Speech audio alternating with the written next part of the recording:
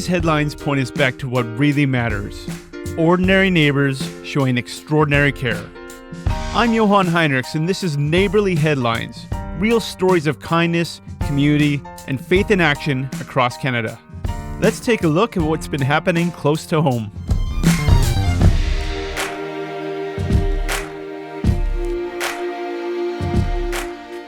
Most days, headlines rush past us full of noise. But tucked inside are some stories that remind us of kindness and faith at work in ordinary places. Today we're celebrating the quiet, everyday ways Canadians are turning their neighborhoods into places of real support. From mutual aid check-ins to community rinks and community hubs that keep the lights on long after the holiday decorations come down.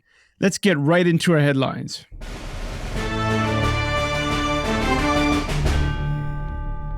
Ontario's everyday mutual aid. Across 3 Ontario neighborhoods, the Building Resilient Neighborhoods pilot trained everyday folks to offer simple, practical support.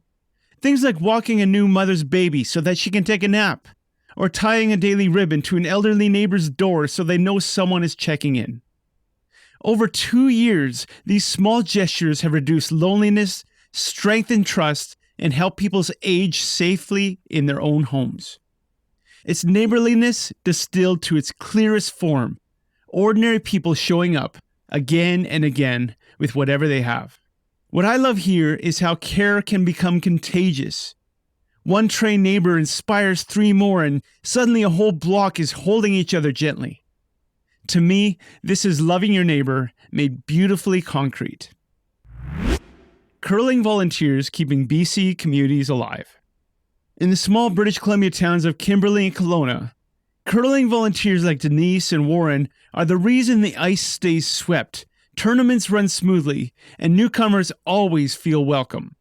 They juggle coaching, rink maintenance, event planning, and even food bank shifts, all to make sure that the curling club remains a vibrant gathering place for every generation. Their passion has turned the winter sport into a year-round community glue, drawing visitors and keeping small-town hearts beating strong. It's proof that when you pour love into something you love, the whole neighborhood gets swept along in the joy. And as the church, why don't we use this as a good example of how to use our spaces well to become the heart of a community and the source of vibrancy of people coming together? Just a little food for thought.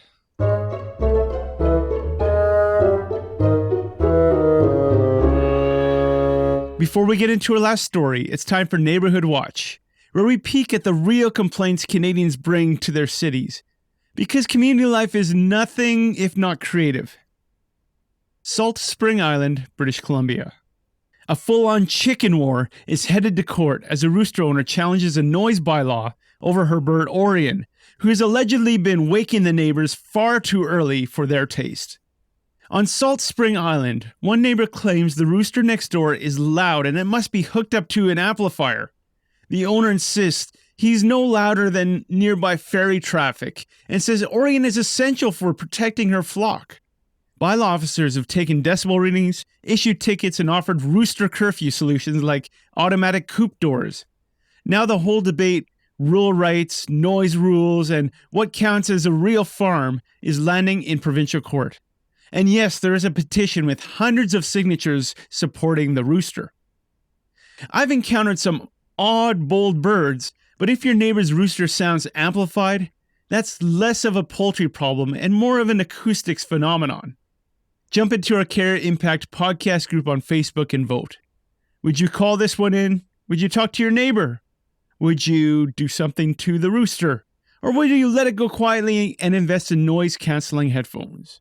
Whatever your stance is, every neighborhood's got its quirks. Now, on to our final story. Winnipeg's Chalmers Hub turns holidays into year-round care. Now, this one's personal because I grew up going to that community club. I played for the soccer team, and we went undefeated 2 years in a row. And last I checked, a few years ago, our team picture was still hanging on that wall. Anyway, on with the story.